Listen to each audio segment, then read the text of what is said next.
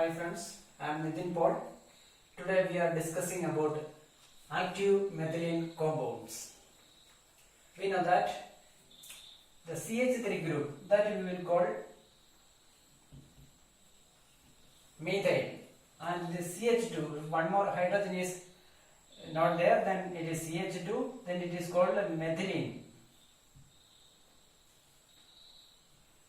So we are interested in methylene, and why it is called active. How we can make the methylene active? We can check that one.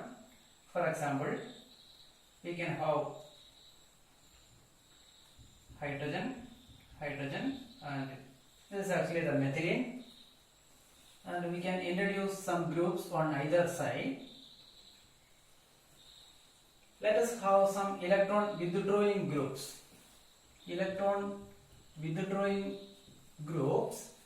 In which the methyl is flanked, or in between methyl is placed. So we can have keto at either side, or we can have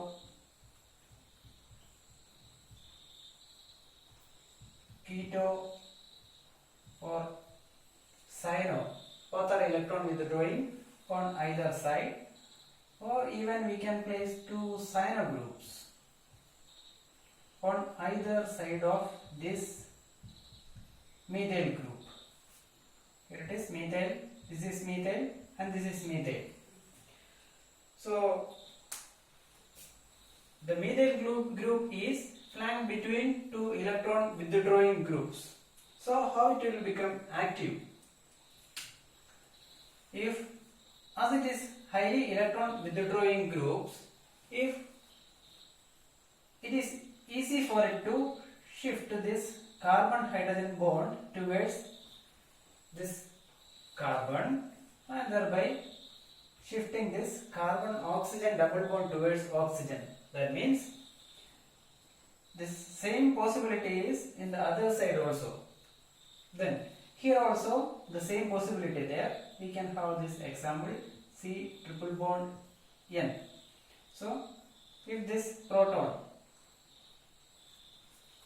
can shift, this carbon hydrogen bond can shift towards this carbon, at the same time this bond can shift towards more electronegative nitrogen. That means this proton is available as H plus. It is available as H plus in the presence of very strong base like sodium ethoxide. So if you are introducing ethoxide ion in this system, it can abstract a proton from this carbon and by breaking this carbon hydrogen bond. Usually carbon hydrogen bonds are highly stable, but in this special situation, if it is flanked between two electron withdrawing groups, then it is easy to abstract this proton. That means this proton will be acidic in highly basic medium, or a very strong base can easily abstract this proton. So because of the availability of proton from this compound or from this methylene group, we can call it as active. This group, we can call that group active methylene. And we can have some example for that one. And this is actually the general form. And we can give just substitutions, or we can complete the valency of carbon on either side. We can check. This is itself is completed, and this compound is called malononitrile.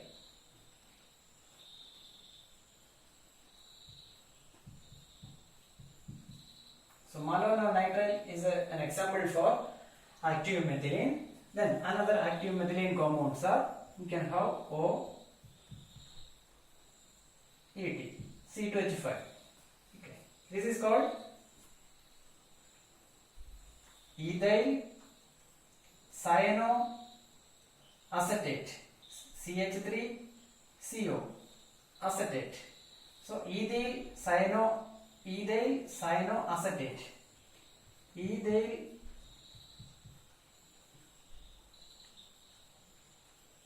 cyanoacetate. Ethyl cyanoacetate. Or we can have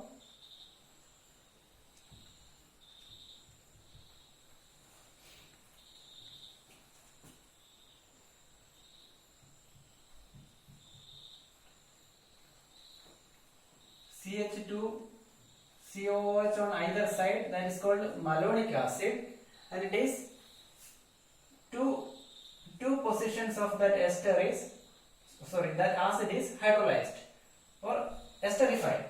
So by alcohol. So malonic acid is esterified by alcohol, ethanol. So it is diethyl. This diethyl and remaining is malonic acid. So diethyl malonate. Diethyl malonate. So malonitrile, ethyl cyanoacetate, diethyl malonate. These are all examples for this such compounds. And another example is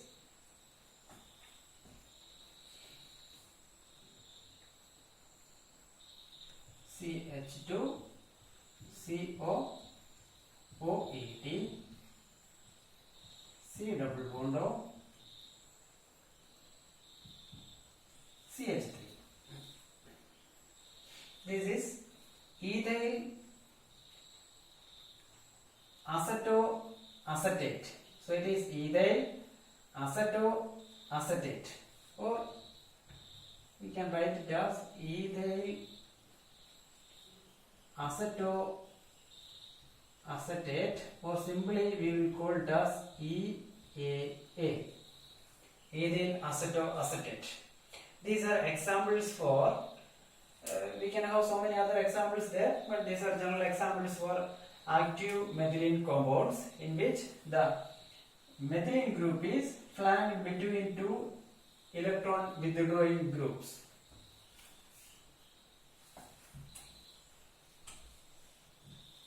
Then we can consider some other properties of these compounds by taking a simple example.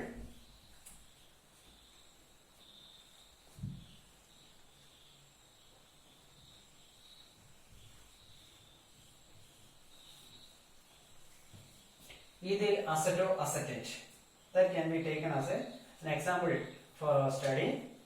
So we can consider hydrogen, C double bond O,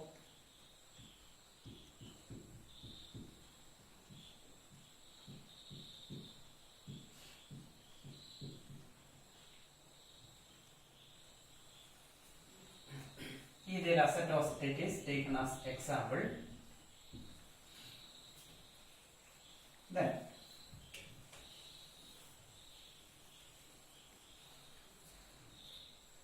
now we will consider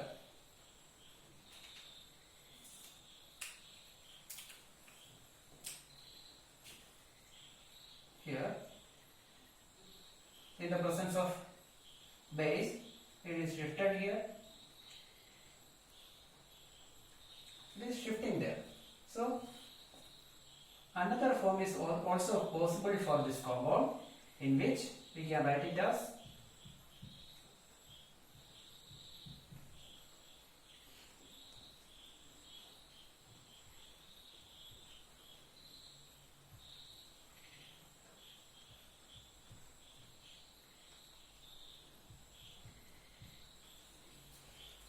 in this structure two keto positions are there. In between methylene is placed. Here that proton from that methylene is shifted towards the oxygen.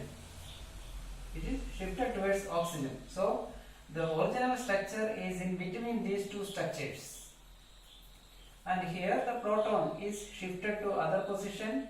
So and that type of rearrangement, that one in 1885 Peter Land called this property or this isomerism as tautomerism.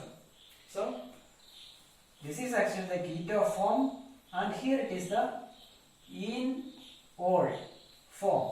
This is enol, and here it is the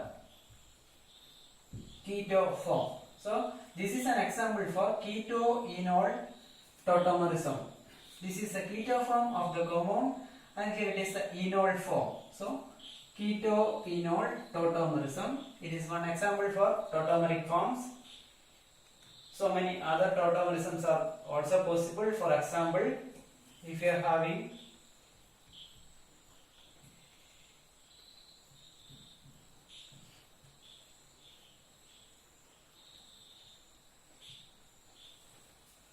it is actually nitro form.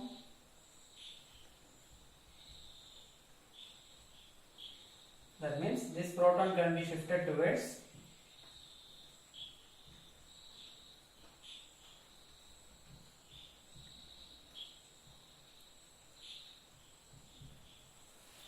this is the nitro form, and this is called the acid form. So we can call it as nitro-acid tautomerism, nitro-acid tautomerism.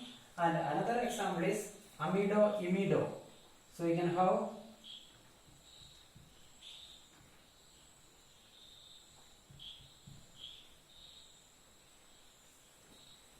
amide linkage, very familiar with proteins. So it can be shifted towards this position. So it will become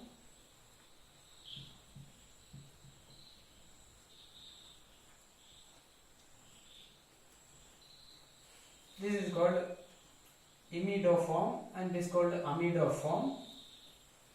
So amido-imido tautomerism, or we can have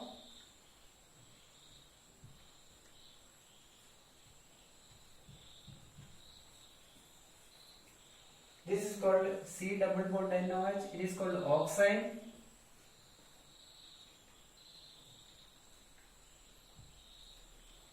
What will happen? It will become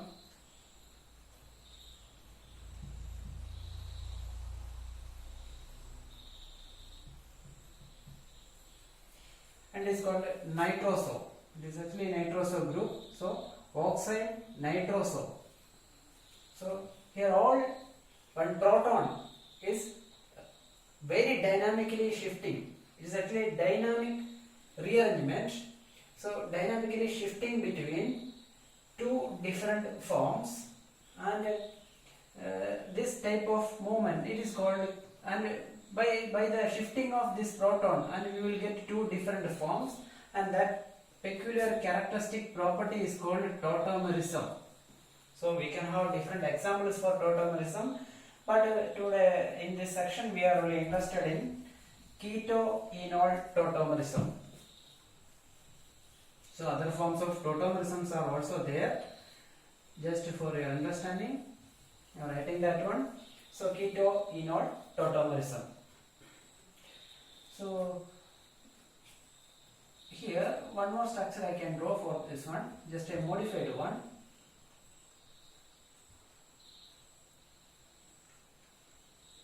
For the enol form.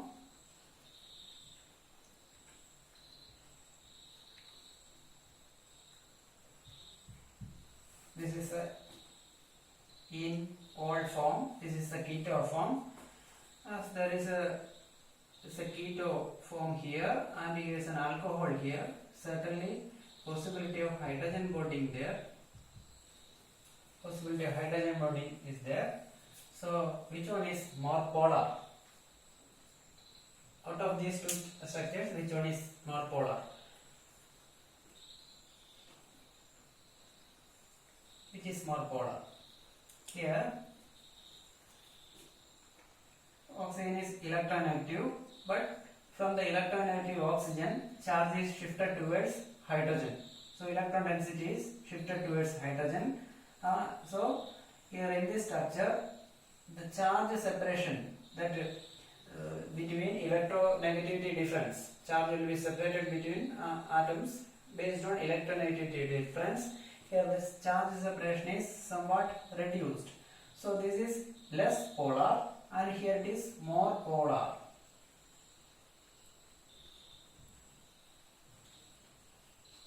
and is S polar. So these two forms will interchange very randomly and very dynamically and very fast. So usually if we are taking the NMR spectrum of this compound, we can see the hydrogen, this hydrogen as a very broad peak. This includes both these hydrogens. These hydrogens are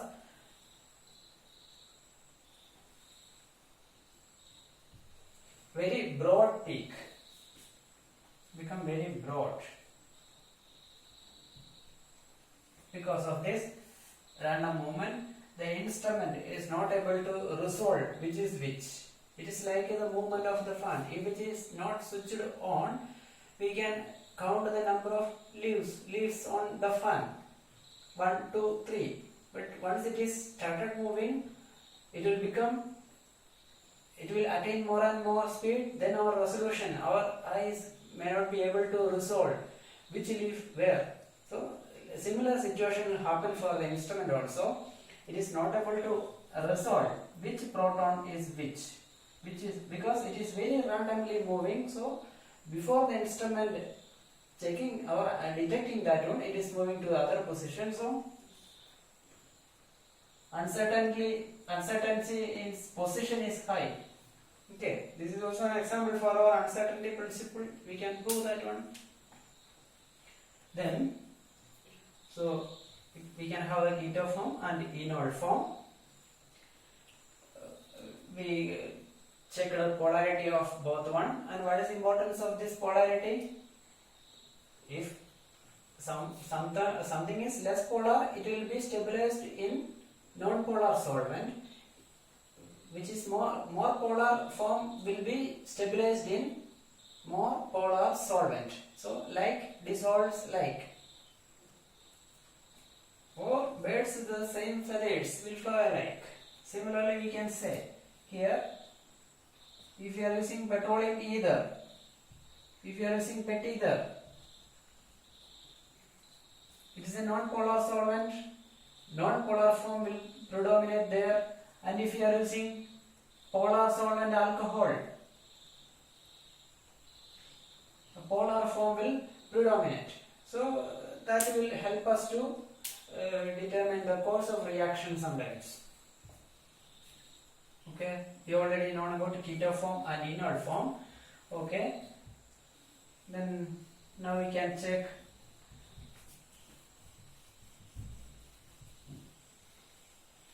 what will happen if you are removing one proton from this position.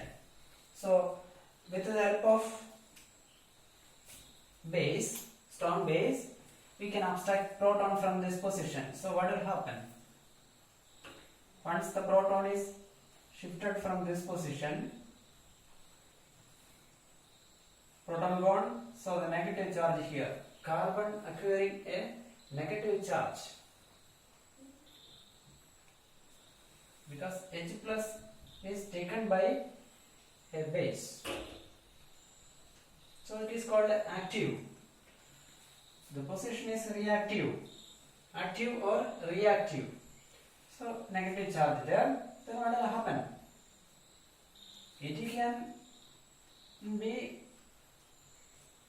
that charge. Now it is, we will feel that it is concentrated at this particular position, but it is not at all concentrated at that particular position.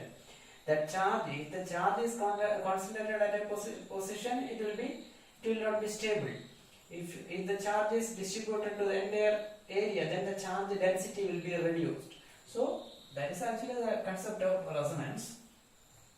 Here it is shifting this position. So one possible form is there. In that possible form, I am writing that one only. In that possible form, we can have keto O minus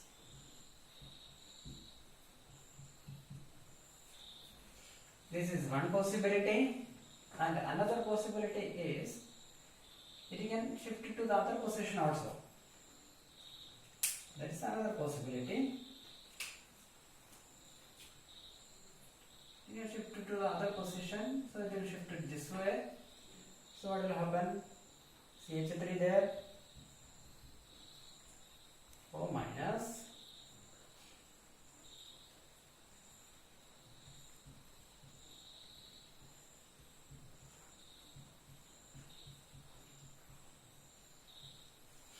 so if proton is abstracted from this position, the charge density will be distributed in the entire area. The negative charge is shifted towards this position and this to the another oxygen. So the negative charge is randomly oscillating in between these two positions. So the charge density or the negative charge, the molecule will feel that the negative charge is distributed in the entire area. Or if proton is abstracted and if a negative charge is created there, that will be stabilized due to these resonating possibilities. Then, so we can easily abstract proton from that position and the compound is active.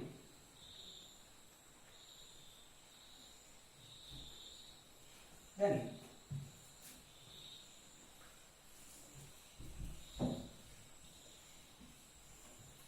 how we can prepare ethyl acetoacetate? Preparation.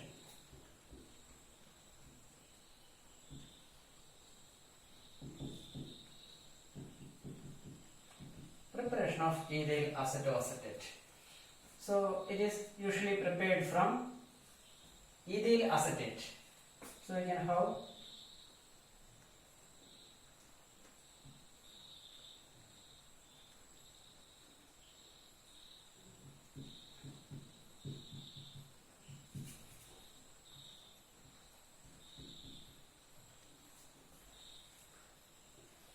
acetic acid and ethyl ester. So ethyl acetate. Ethyl acetate. We can give one more ethyl acetate molecule here. So one more ethyl acetate here. I am placing here CH3, C double bond O. So ethyl acetate. If I am treating with a very strong base,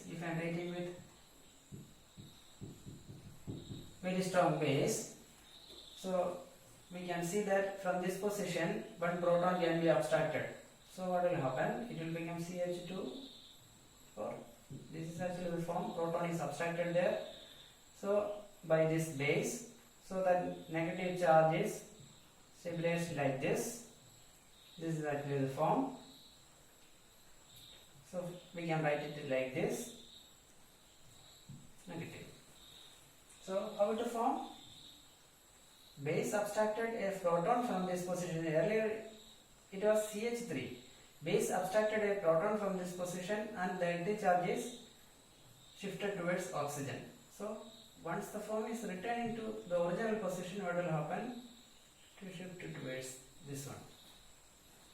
So now it is, we can write it as CH3, but at the same time it also will shift. O minus. So the negative charge from this oxygen is shifted towards the other oxygen of the other molecule. OET CH2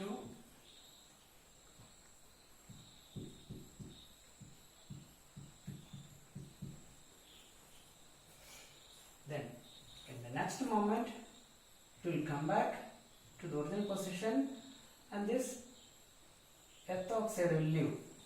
So earth oxide abstracted a proton and another earth oxide is regenerated here.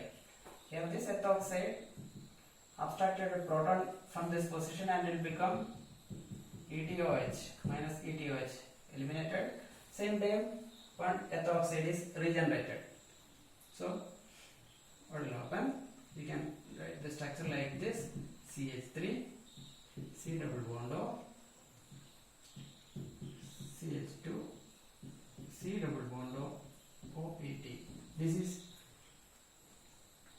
ethyl acetoacetate. ethyl acetoacetate. But as we used basic medium, it won't retain that structure. That proton will be abstracted from that position. So what will happen?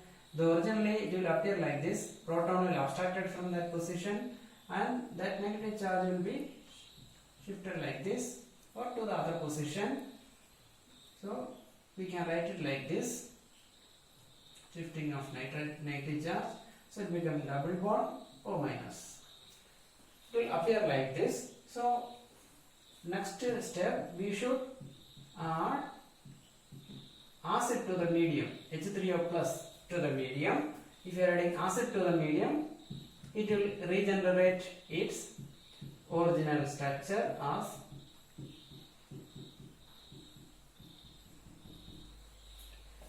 this is the original structure of ethyl acetoacetate. So this is actually the method for the synthesis of ethyl acetate. It's actually self-condensation of ethyl acetate, and this reaction is called claisen condensation.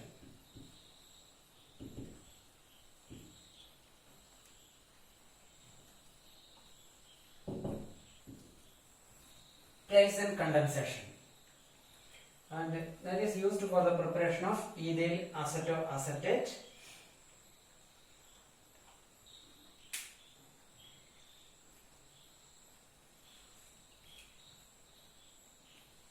Then at this step onwards, you can distill out ethyl acetoacetate from the solution. Okay.